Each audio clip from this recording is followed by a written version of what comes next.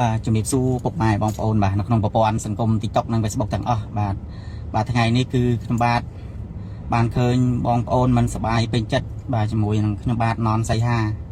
ហើយក៏សូមបាទសូមទោសជាសាធារណៈខ្ញុំសូមទោសដល់ថ្នាក់ដឹកនាំសូមទោសដល់សាលាតិចណូដែល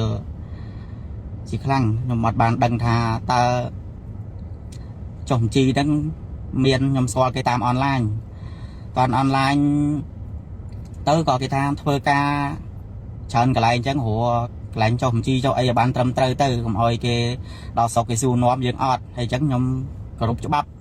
ខ្ញុំអត់លងទេបាទហើយក៏ខ្ញុំអវល់ហើយក៏ខ្ញុំមិនបានទៅអត់មានពេលរៀនហើយអញ្ចឹងក៏ខ្ញុំឲ្យពឹងពាក់ឲ្យគេធ្វើឲ្យបាទឯកសារដែលចុះបញ្ជីវិស្វករហ្នឹងក៏ឲ្យគេ$1000ជាងឲ្យគេធ្វើឲ្យរត់ការឲ្យហ្នឹងដោយសារខ្ញុំប្រវល់ការងារហើយក៏សូមទោសដល់បាទគ្រប់ជាន់ថ្នាក់ទាំងអស់សូមអភ័យទោសដល់មហាជនដែលពុកម៉ែបងប្អូនកុំខឹងច្បាស់ខ្ញុំអីដោយសារខ្ញុំចង់ធ្វើឯកសារហ្នឹងគឺដើម្បីឲ្យត្រូវច្បាប់ទេបាទហើយខ្ញុំក៏អត់ដឹងថាមានជនឆបោកបាទ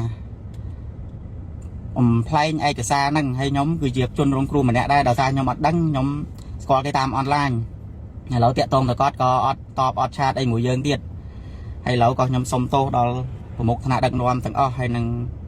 លោកគ្រូដែលនៅសាលាតិចណូបាទខ្ញុំសូមអភ័យទោសដល់ពុកម៉ែបងប្អូនមហាជនទាំងអស់ដែលគាត់ឃើញផុសមួយថ្ងៃនេះអត់ផុតទេហើយចឹងខ្ញុំបាទជាប្រជាពលរដ្ឋដែលទទួលការសាងសង់ផ្ទះបាទតិចតួចបាទដើម្បីចិញ្ចឹមកាពះចិញ្ចឹមក្រុមការងារនិងកូនចៅទាំងអស់ខ្ញុំបាទនឹកស្មានមិនដល់ថារឿងនេះវាកាន់តែរីករាលដាលទេហើយក៏ខ្ញុំសូមទោសជាសាធារណៈខ្ញុំពិតជាអត់ដឹងថាមានជនបាទខលខូចមកបោកប្រាស់ខ្ញុំហើយខ្ញុំចង់ឲ្យតែត្រូវច្បាប់ទេបាទខ្ញុំចង់ឲ្យតែរស់ស៊ីទៅស្របច្បាប់ដោយសារខ្ញុំមិនដែលទៅបោកប្រាស់បងប្អូនណាកັບគេងបាញ់រត់ចោលផ្ទះបងប្អូនណាទេបាទគឺខ្ញុំបំជឿសួរម្ចាស់ផ្ទះដែលគ្រប់ខ្ញុំកាន់កម្រងគឺខ្ញុំសាងសង់ដោយមនោចេតនាដោយបេះដូងក្តីស្រឡាញ់គោរពស្រឡាញ់ឲ្យតម្លៃដល់ម្ចាស់ផ្ទះហើយខ្ញុំសូមទោសដល់ប្រមុខថ្នាក់ដឹកនាំដល់លោកពូផៃវណ្ណៈហើយនឹងបាទលោកជំទាវដែលគាត់សៀពីរូបខ្ញុំបាទសូមលើក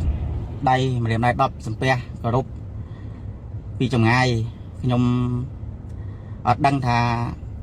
រឿងនេះវារីករាលដាលដល់ដំណាក់កាលហ្នឹងទេក៏កូនចៅសូមអភ័យទោសហើយនឹងបងប្អូនដែលមានចិត្តបាទកុំខឹងច្បាស់ខ្ញុំអីដោយសារ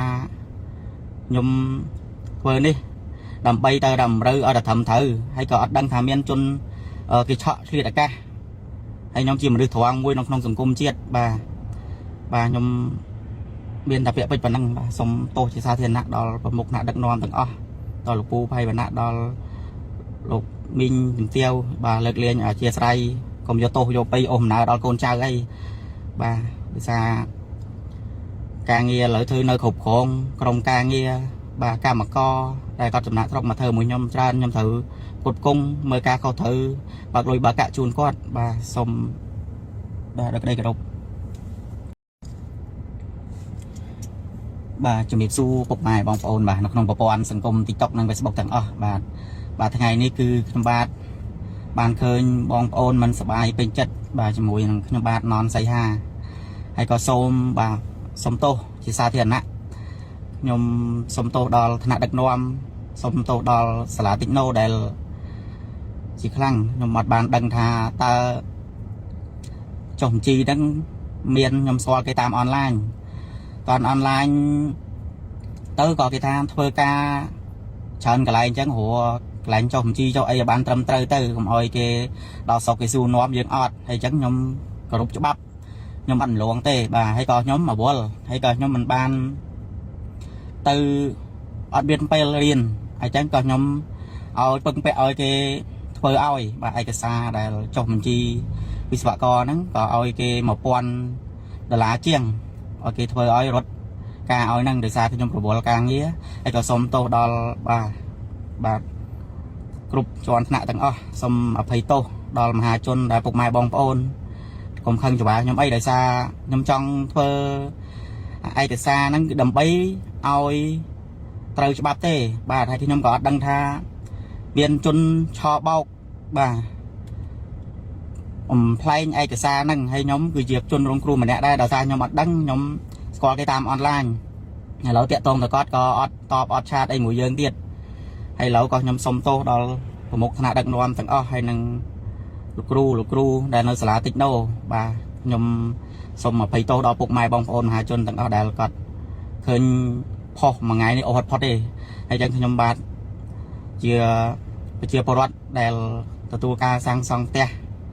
បាទតិចតួចបាទដើម្បីចិញ្ចឹមកាពះចិញ្ចឹមក្រុមការងារនិងកូនចៅទាំងអស់ខ្ញុំបាទនឹកស្មានមិនដល់ថារឿងនេះវាកាន់តែរីករាលដាលទេហើយក៏ខ្ញុំសូមទោសជាសាធារណៈ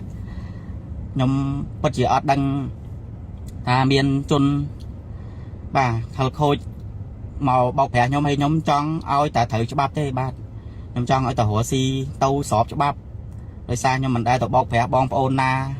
កັບគេងប្រវាញ់រត់ចោលផ្ទះបងប្អូនណាទេបាទគឺខ្ញុំបំជឿសួរចាស់ផ្ទះដែលគ្រប់ខ្ញុំកាន់កម្រងគឺខ្ញុំ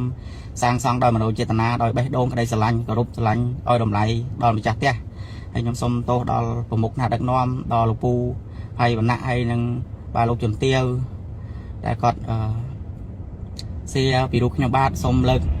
ដៃម្រាមដៃ10សំពះគោរពពីចម្ងាយខ្ញុំ